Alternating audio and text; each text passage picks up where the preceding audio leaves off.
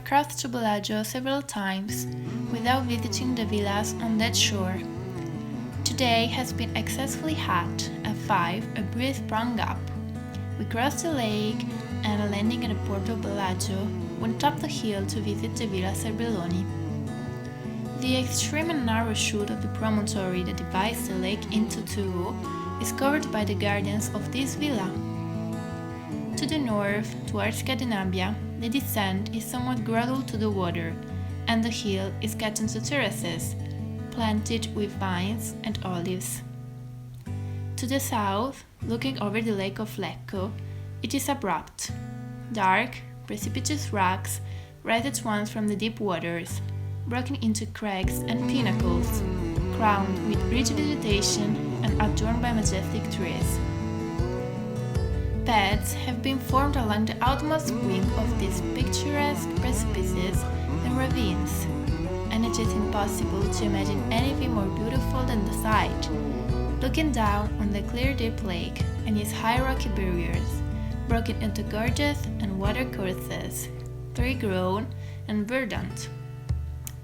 A tower in olden time had been built on the height of the promontory. It is now in ruin.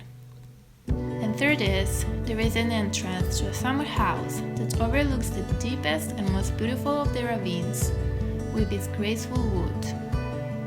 On the other side of the lake are the huge mountains surmounting Varenna, and, softened by distance, the roaring of a torrent falls on the ear.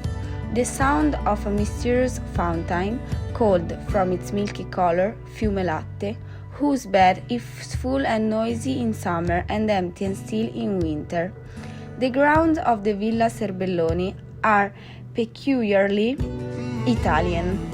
One path is cut through a cavern, and at a particular point, a view is caught of the opposite bank and of the Villa Somariva, a picture, as it were, set in a frame. Descending terraces lead from the summer house to the water's edge. The gardens are not kept in English order, but art has done much in laying them out to advantage, and the exuberant richness of nature stands in place of trimness, which is not an opposite epithet for gardens in this country. There is a great deal of ground. The Demesne is princely in its extent, and in the grandeur of the natural beauties it contains. Its great defect is the absence of a suitable residence. This evening we crossed again to visit other seats on the opposite bank. Villa Melzi is a pleasant country house.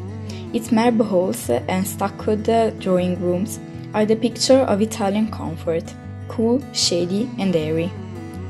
The garden has had pains taken with it. There are some superb magnolias and other flowering trees, but one longs for English gardening here. What would not some friend of mine make of a flower garden in Italy? How it would abound and run over with sweets, no potting and greenhouses to check, no frost to decimate. The Italians here know not what flowers and a flower garden are. After loitering a while, we ascend the bank by a convenient and wide flight of some 80 steps and reach the Villa Giulia, whose grounds look upon the lake of Lecco. It was all shut up, as we were late. Found our way, however, across the promontory to a little harbour on the water's edge.